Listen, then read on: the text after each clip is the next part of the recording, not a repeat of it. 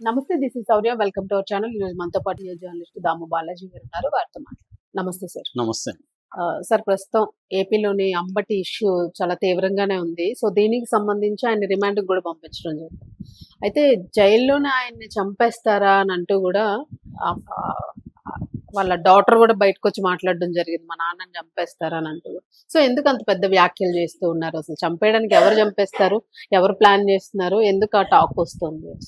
అంటే మామూలుగా ఇప్పుడు వైసీపీ నాయకుల్ని డే 1 నుంచి కూడా కేసులు పెట్టడం, ఇబ్బంది పెట్టడం జరుగుతుంది. చాలా మంది మీద థర్డ్ డిగ్రీ కూడా ప్రయోగించారనే వార్తలు వచ్చాయి.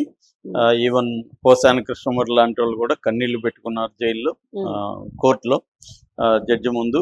సో అంటే హరాస్ చేస్తూ ఉన్నారు పోలీసులని. అట్లాగే చాలా మంది సోషల్ మీడియా యాక్టివిస్టులు కూడా జడ్జిలతో మొరపెట్టుకున్న సందర్భాలు ఉన్నాయి. ఆ మధ్య అమెరికా నుంచి వచ్చిన అతన్ని కూడా భయంకరంగా కొట్టారని అతను కోర్టులో కూడా ఏడుస్తూ కంప్లైంట్ ఇచ్చాడు. కానీ గతంలో రఘురామ కృష్ణరాజన్ అది వైసీపీ, నేను చెప్పేది ఈ ప్రభుత్వంలో. సో ఇలాగా ఇప్పుడు అంటే ఏ ప్రభుత్వంలో అయినా పోలీసులు థర్డ్ డిగ్రీ ఉపయోగించడం అనేది కామనే. అది నేను నా చిన్నప్పటి నుంచి కూడా చూస్తున్నాను. లాకప్ డెత్తుల మీద నేను కూడా పౌర హక్కుల సంఘంలో ఉన్నప్పుడు చాలా పనిచేశాను. సో లాకప్ డెత్తులు చేయడం, అరెస్ట్ చేయడం అనేది జరిగేది. ఒకప్పుడు ఏంటంటే పౌర హక్కుల సంఘాల మీద, లేకపోతే ప్రజా సంఘాల నాయకుల మీద, లేకపోతే మావోయిస్టులు, నక్సలైట్ల మీద ఈ వైలెన్స్ అనేది జరిగేది. తర్వాత కాలంలో రాజకీయ ప్రత్యర్థుల మీద కూడా చేయడం సాధారణం అయిపోయింది. సో అంటే కేసులు పెట్టి లీగల్గా అయితే తేలేదు కాదు, వీళ్ళని ముందుకు కేసుల పేరుతో పోలీసులు తీసుకెళ్లి కొడితే సరిపోతుంది అన్న పద్ధతిలో జగన్ ప్రభుత్వంలో జరిగింది. ఇప్పుడు కూడా జరుగుతున్నది. జగన్ ప్రభుత్వంలో రఘురామకృష్ణరాజు ఎంపీనే కొట్టారు. ఇప్పుడు ఈయన మాజీ మంత్రి, ఎమ్మెల్యే, గతంలో ఎమ్మెల్యే, మాజీ మంత్రి అంబటి రాంబాబుని కూడా పోలీసులు నల్లపాడు పోలీస్ స్టేషన్లో సిఐ ఆయన తనని కాళ్ళు విడదీసి చాలా ఇబ్బందులు పెట్టాడు. మేము కావాలని చేయట్లేదు సార్, మా మీద ప్రెజర్ ఉంది, మీరు అర్థం చేసుకోండి అని కూడా ఆయన నాతో అన్నాడని జడ్జితో రాంబాబు కూడా చెప్పాడు. సో దాన్ని బేస్ చేసుకొని ఈయన చంపేయాలనే ప్లాన్ తోనే దాడి కూడా జరిగింది. ఇంటి మీద దాడి జరిగింది కూడా ఈయన చంపేయాలనే ప్లాన్ తోనే జరిగింది. ముఖ్యంగా అక్కడ గల్లా మాధవి వాళ్ళ భర్త రామచంద్రరావు వీళ్ళిద్దరి ఆధ్వర్యంలోని ఇదంతా జరిగిందని వాళ్ళ మీద కూడా పోలీసులు కంప్లైంట్ కూడా ఇచ్చారు. ఇప్పుడు ఈయన రాజమండ్రి జైల్లో ఉన్నాడు. మామూలుగా జైళ్ళల్లో హత్యలు దీన్ని ఏముంటారంటే మామూలుగా మనకి లాకప్ డెత్లు ఉంటాయి, హత్యలు ఉంటాయి. అంటే కస్టోడియల్ డెత్స్ అంటారు. కస్టోడియల్ డెత్స్ 2 రకాలుగా ఉంటాయి. ఒకటేమో పోలీసు స్టేషన్లో లాకప్లో చనిపోవడం, రెండోదేమో జైళ్ళలో చనిపోవడం. దీని మీద నేను 2-3 వీడియోలు గతంలో కూడా చేశాను డీటెయిల్గా. సో జైళ్ళలోనే ఎక్కువ చనిపోతారు. మనకి పరిటాల రవిని చంపిన వాళ్ళందరూ కూడా జైల్లో చనిపోయారు.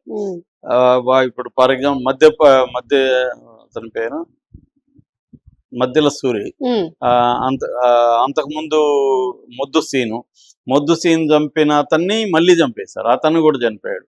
అంటే ఎటువంటి సాక్ష్యం లేకుండా చంపేయడం అనేది మనం అనేక సినిమాల్లో చూస్తుంటాం. అది రియల్ గా కూడా పరిటాల రవి కేసులో కూడా అదే జరిగింది.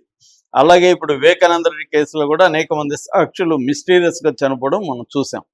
సో అంటే ఏంటంటే ఎవరు సాక్షులు మిగలకుండా చూసుకుంటే ఇంకా ముందుకెళ్ళదని. ఇది మామూలుగా మన దేశంలోనే కాదు, ఇప్పుడు జెఫ్రీ ఎప్స్టీన్ అని ప్రపంచాన్ని కుదిపేస్తుంది ఎప్స్టీన్ ఫైల్స్. ఆ ఎప్స్టీన్ కూడా జైల్లో మిస్టీరియస్ గా చనిపోయాడు. ఎందుకంటే దాని చుట్టూ పెద్ద పెద్ద వాళ్ళు ఉన్నారు కాబట్టి వాళ్ళు ఎవరు బయటపడకూడదని ఇతన్ని చంపేస్తారని చెబుతారు. సో కాబట్టి ఇలాంటివి జరుగుతుంటాయి. ఇట్లా ఇప్పుడు రాంబాబును కూడా జైల్లో చంపేస్తారు అన్న ఒక వార్త వైరల్ అవుతుంది. దీనికి ప్రధాన కారణం ఏంటంటే రాంబాబు మీద కసి. ఎందుకంటే చంద్రబాబును అంత మాట అంటాడా, ఇతను బతకూడదు అన్న కసి జనాల్లో ఉంది. మనం గతంలో అంటే ప్రభుత్వం లేనప్పుడు వైసీపీ వాళ్ళు లోకేష్ తల్లిని వీళ్ళందరినీ కూడా దారుణంగా మాట్లాడారు. ఇప్పుడు ప్రభుత్వంలో ఉండి కూడా వీళ్ళు ఇంత తెగించి మాట్లాడుతున్నారంటే మన చేతులు కట్టుకొని ఉంటే మనం దేనికి పనికిరానం లేకపోతాం. కార్యకర్తలు కూడా తీవ్ర ఆగ్రహ వేసాలతో ఉన్నారు. అందుకని ఒక్కడిని లేపేస్తే బుద్ధి వస్తుంది అన్న యాంగిల్ ఏమన్నా థింక్ చేస్తున్నారా? అనేది ఇప్పుడు చర్చ. చర్చ. అయితే దీనికి ఒక నేపథ్యం అంటే ఎలా చంపొచ్చు ఇతన్ని అనే పద్ధతిలో మామూలుగా ఎలా చంపారు గతంలో అని చూస్తే జైల్లో, అంటే నేను కూడా 8 months జైల్లో ఉన్నా కాబట్టి నాకు తెలుసు ప్రత్యేకంగా. జైల్లో ఏంటంటే మామూలుగా రౌడీ ఖైదీలు అక్కడ కూడా ఉంటారు, సీనియర్ ఖైదీలు.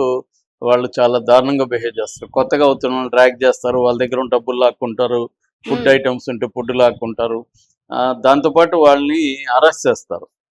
సో హరాస్మెంట్లు కొట్టచ్చు, చంపేయచ్చు. చాలాసార్లు జైల్లో చంపేసిన ఇది ఉన్నాయి. కావాలని గొడవ క్రియేట్ చేస్తారు, చంపేస్తారు. చంపేసి ఆత్మహత్య చేసుకున్నాడని చెప్పేయచ్చు. అంటే గార్డులు ఖైదీలు కలిసిపోయారు అనుకో, చంపేసి ఆత్మహత్య అంటారు. అది తెలియదు ఏముంటది, ఎవరు తేలుతారు. అంటే సినిమాల్లో చూస్తాం ఈ సందర్భం. సినిమా రియల్ కూడా బోల్డ్ సంఘటనలు. ఇదే ఇప్పుడే చెప్పాను కదా నేను, ముద్దు సీన్ ని ఎలా చంపాడో తెలుసా? ముద్దు సీన్ ని డంబెల్ ఎక్సైజ్ చేసి డంబెల్ తో కొట్టి, వాళ్ళిద్దరి మధ్య గొడవ వచ్చింది, అతను కొట్టాడని చెప్పారు. మళ్ళీ అతన్ని కూడా మెడికల్ గా హెల్త్ బాగాలేదని అతను చనిపోయాడు. సాక్షి ఉండకూడదు. కాబట్టి అలాగా ఏమన్నా చేయొచ్చు, ఖైదీ మీద పెట్టేయచ్చు. లేదు గార్డులు ఖైదీలే కలుసుకొని కూడా అతన్ని చంపేసి ఎవరినన్నా ఇది అనొచ్చు. ఇప్పుడు రాంబాబుకి ఒక మెడికల్ ప్రాబ్లం ఉంది, అందరూ ఇప్పుడు దృష్టి అది ఉంది. దాన్ని ఏమంటారంటే స్లీప్ అప్నియా అంటారు. ఈ స్లీప్ అప్నియా అంటే అర్థం ఏంటంటే నిద్రలో ఊపిరి దానంతట ఆగిపోయి మళ్ళీ దానంతట అదే స్టార్ట్ అవుతుంది. ఇది చాలా మందికి ఉంటది. రాంబాబుకి, ఇప్పుడు అంబటి రాంబాబుకి ఇది ఉందన్నమాట, స్లీప్ అప్నియా. ఈ స్లీప్ అప్నియా 2 రకాలుగా ఉంటది. అబ్స్ట్రక్టివ్ స్లీప్ అప్నియా అంటారు, అంటే ఎయిర్వేస్ బ్లాకేజెస్. మనకి ఊపిరి అందే ఎయిర్వేస్ ని బ్లాక్ అయిపోతాయి. బ్లాక్ అయినప్పుడు ఫ్రీగా ఎయిర్ ఫ్లో కాదు, దీన్ని అబ్స్ట్రక్టివ్ స్లీప్ అప్నియా అంటారు. రెండవది సెంట్రల్ స్లీప్ అప్నియా, అంటే మన బ్రెయిన్ ఈ బ్రీతింగ్ మజిల్స్ కి సిగ్నల్స్ పంపుతా ఉంటది.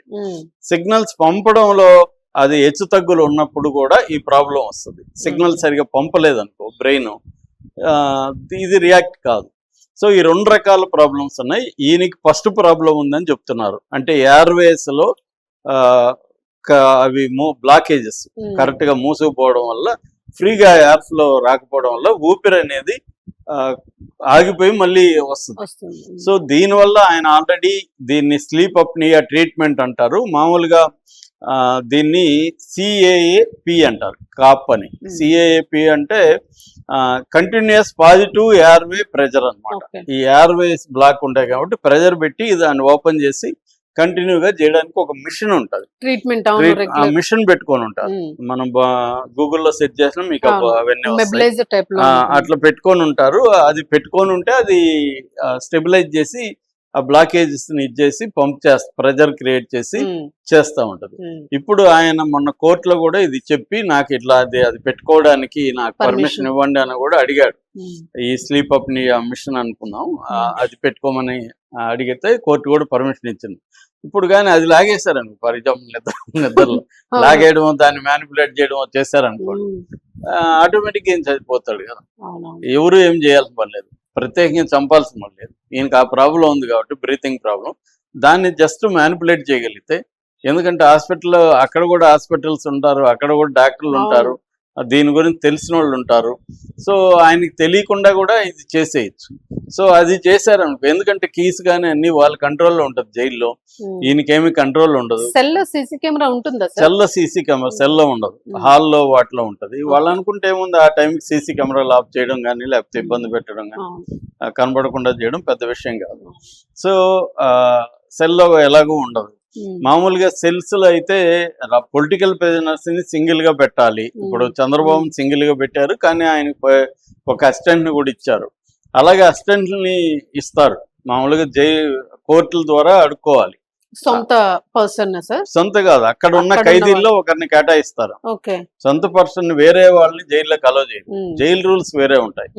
సో వేరే వాళ్ళని అలో చేయరు. అందుకని చంద్రబాబు కూడా అప్పుడు హౌస్ అరెస్ట్ కోసం ఆయన అడిగారు.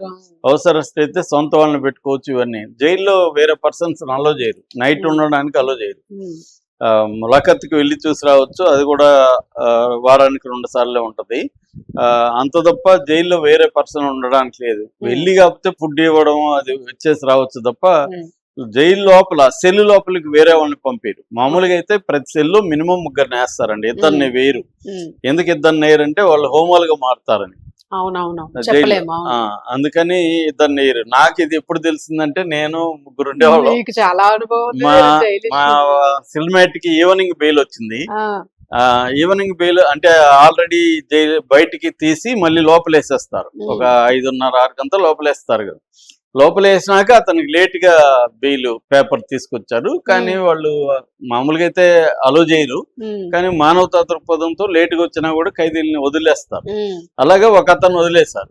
వదిలేసినాక మళ్ళీ నన్ను అడిగారు, మీకు ఎవరు కావాలి చెప్ప అంటే, నా సెల్లో ఇద్దరిని నేనే సెలెక్ట్ చేసుకునేవాడిని ఎవరు ఉండాలని. ఎందుకంటే అప్పట్లో నక్సలైట్ కాబట్టి మనకి ఆ ప్రివిలేజెస్ ఉన్నాయి. సో కానీ అందుకని వాటర్ అడిగాడు, సార్ ఇప్పుడు ఒక అతను వెళ్ళిపోయాడు కదా, మీకు ఇంకెవరిని వేయమంటారు అని. పర్వాలేదు, నైట్ అయిపోయింది కదా, రేపు చూద్దాం అన్నాను. ఇప్పుడు ఎక్కడ ఎవరిని పోయి నేను సెలెక్ట్ చేసుకోవాలని. అట్లా కుదరదు సార్ అన్నారు. ఎందుకు అని అడిగా. అప్పుడు చెప్పారు ఇది ఇలా ఉంటది. సో మా రూల్స్ ఇద్దరే ఉంటాయి, ఇలా ఉంటది. ఎవరే అది కూడా మీరు వదలరా అనుకున్నా నేను. సో అలాగా కాబట్టి ఇద్దరిని పెట్టడానికి ఈ రూల్స్ ఒప్పుకో అనమాట. కాకపోతే అతను అడిగినప్పుడు ఎవరిని ఏదైనా హెల్ప్ కోసం అతను గార్డెన్ బయట ఎవరిని పెడతారు అనమాట. చంద్రబాబు కూడా అలాగే పెట్టారు, గార్డెన్ బయట పెట్టి ఆయన ఏమన్నా అడిగితే హెల్ప్ చేయడానికి ఒక ఖైదీని అలాట్ చేస్తారు. ఖైదీ బయట ఉంటాడు, అవసరమైనప్పుడు ఈ గార్డు పిలిస్తే ఖైదీ వెళ్ళి ఆయన ఫర్ ఎగ్జాంపుల్ బట్టలు ఉతుక్కోవాలి, ఆయనకి షేవింగ్ కిట్ అక్కడ పెట్టుకోవడానికి లేదు, షేవింగ్ కిట్ వాటర్ దగ్గరే ఉంటది, జైలర్ దగ్గర ఉంటది, తీసుకెళ్లి ఆ టైంకి సేవింగ్ చేసుకోవాలన్నా చేయాలి. మామూలుగా అయితే బార్బర్ వచ్చేస్తాడు, నాకు సేవింగ్ కిట్ జైలర్ దగ్గర ఉండేది, నేను అడిగినప్పుడు ఇచ్చితే నేను చేసుకొని మళ్ళీ వాళ్ళ అప్పుడు కూడా గార్డు కాపలా ఉంటాడు. అంటే మనం ఏమైనా ఆత్మహత్య చేసుకుంటామా, లేకపోతే ఎవరి మీద అటాక్ చేయొచ్చు, ఇవన్నీ ఉంటాయి.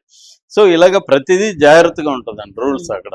సో అందువల్ల ఇప్పుడు రాంబాబుతో భయం ఏంటంటే, వీళ్ళకి ఫ్యామిలీకి ఈయనకి స్లీప్ అప్నియా ఉంది కాబట్టి దాన్ని పక్కకు లాగేస్తే ఆయన్ని చంపేయడం ఈజీ, ఆయనకి హెల్త్ ఇష్యూస్ ఉన్నాయి అనేది ఒక భయం అయితే ఉంది. కానీ అది ఒకవేళ ఆయన నేచురల్ గా చనిపోయినా కూడా ఏదైనా అనే ఇది కూడా ఉంది. కాబట్టి ఏం జరుగుతుందో చూడాలి. నాకు తెలిసి అయితే చంద్రబాబు ప్రభుత్వం అలాంటి పని చేయదు, కానీ భయపడతారు. చంద్రబాబు జైల్లో ఉన్నప్పుడు కూడా ఇలాగే ఆరోపించారు, చంద్రబాబు జైల్లోనే చంపేయాలని జగన్ ప్లాన్ చేస్తున్నాడు అని కూడా ఆరోపించారు. ఇది పొలిటికల్ విమర్శ స్థాయిలోనే ఉంటది, కానీ రియల్ గా ఈ స్థాయిని అటు చేస్తారా అంటే డౌటే. కానీ ప్రధానికి ఒక ఫస్ట్ అనేది ఉంటది కాబట్టి చెప్పలేము. మామూలుగా అయితే జరగదు, కానీ వీళ్ళ ఆందోళన సహజమే. ఎందుకంటే ఆయనకి ఆ ప్రాబ్లం ఉంది కాబట్టి ఆందోళన పడడం అనేది సహజమే. Thank you.